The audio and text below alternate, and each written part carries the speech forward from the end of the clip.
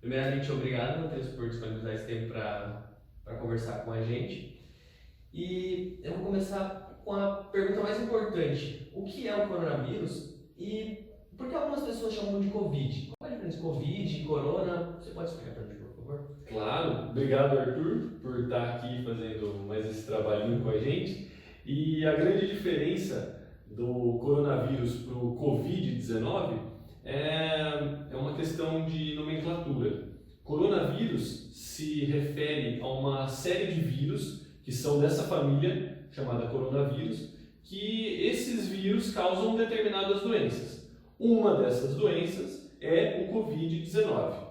E por que Covid-19? Covid-19 é uma abreviação que se refere a, primeiro, CO, que é de corona, VI de vírus, ou seja, coronavírus, D de doença e 2019, que é o ano em que essa doença foi catalogada ou foi descrita. Então, coronavírus, doença 2019, Covid-19. E qual é a diferença do corona para uma gripe comum? Porque dizem que o corona não é uma gripe, mas qual é a diferença de um para o outro? Fica um pouco difícil de diferenciar, né? Porque tem alguns sintomas em comum. Porém, três grandes diferenças: tosse, falta de ar principalmente e a febre elevada, acima de 37,8 graus. Essas são as três grandes diferenças, que você não vai ter esses três sintomas em uma gripe comum. Você só vai ter esses três sintomas juntos na Covid-19.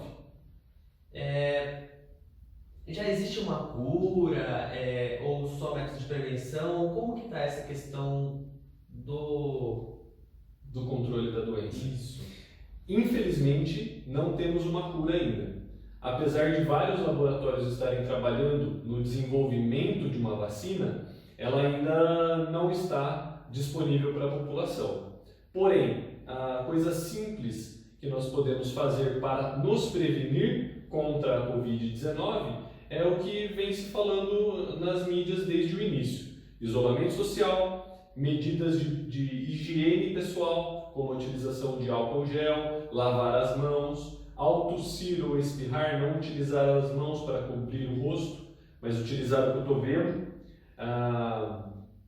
O uso de máscaras em locais em que você tenha que estar em locais de grande circulação de pessoas e evitar ao máximo estar próximo de pessoas que apresentam algum desses sintomas.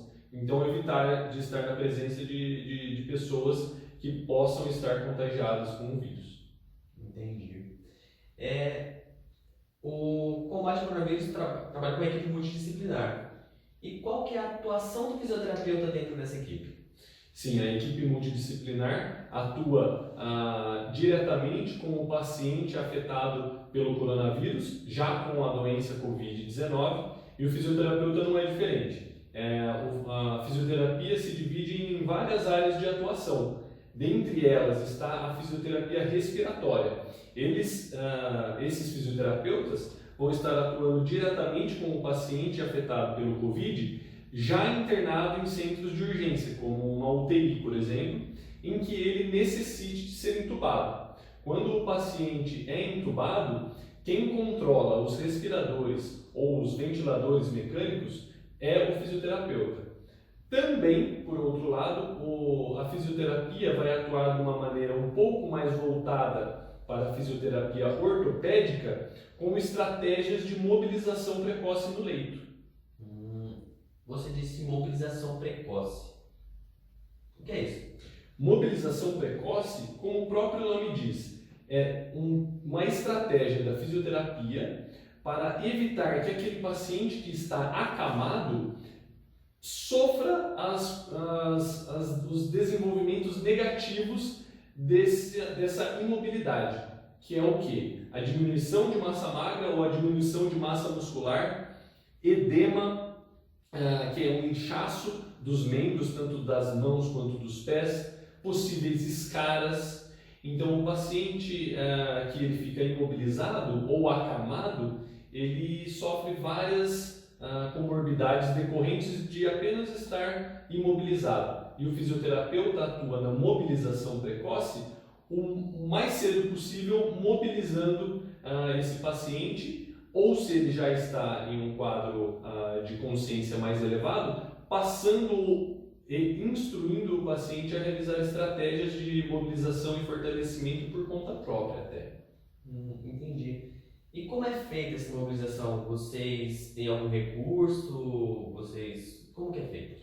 A fisioterapia trabalha com inúmeros recursos, desde alguns recursos mais complexos e mais dispendiosos, até recursos simples. Então, desses recursos que são um pouco mais escassos, que você vai encontrar apenas nos centros de referência, é a prancha ortostática, por exemplo, que é como se fosse uma maca, onde o paciente vai fixado por faixas e mesmo ele não tendo força para ficar em pé, ele fica em posição vertical, o que traz um grande bem-estar para o paciente. Agora, outros recursos como o cicloergômetro, que é como se fosse uma pequena bicicleta portátil que é colocada no próprio leito para o paciente pedalar, que traz grandes vantagens para o paciente, até recursos simples que todo mundo pode ter, como uma bolinha que o paciente vai se exercitar apertando essa bolinha ou mesmo massageando um membro que está mais inchado, mais edemaciado. Entendi. E como é feita a seleção das pessoas? Qualquer pessoa pode colocada nesse programa? Ou tem uma seleção, tem uma indicação? Sim, principalmente vai ser levado em consideração o quadro de consciência desse paciente. Então é lógico que nós não vamos pegar um paciente que está com um quadro de consciência rebaixada e dar um treino de marcha para ele. Então vai ser levado em consciência ou em consideração para a elaboração de uma estratégia de tratamento, o quadro de consciência e o quadro de desenvolvimento físico desse paciente, passando desde os quadros, das estratégias mais básicas, que seria até uma estratégia de intervenção passiva, onde o fisioterapeuta vai movimentar os membros desse paciente para ele ter alguma movimentação e manter as suas articulações saudáveis, até um treino de marcha, que é já para um paciente que está mais desenvolvido, quase recebendo alta já no hospital.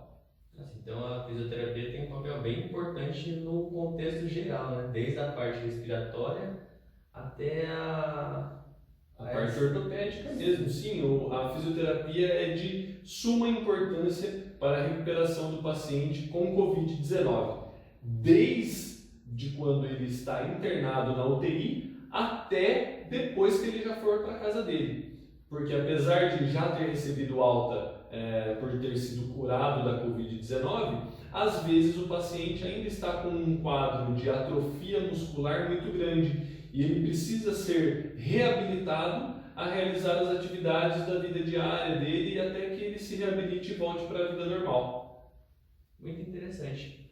Muitíssimo obrigado por esse tempo e por essa conversa, foi bastante interessante. Eu acredito que tenha tirado algumas dúvidas e colocado a importância da fisioterapia nessa situação que nós vivemos.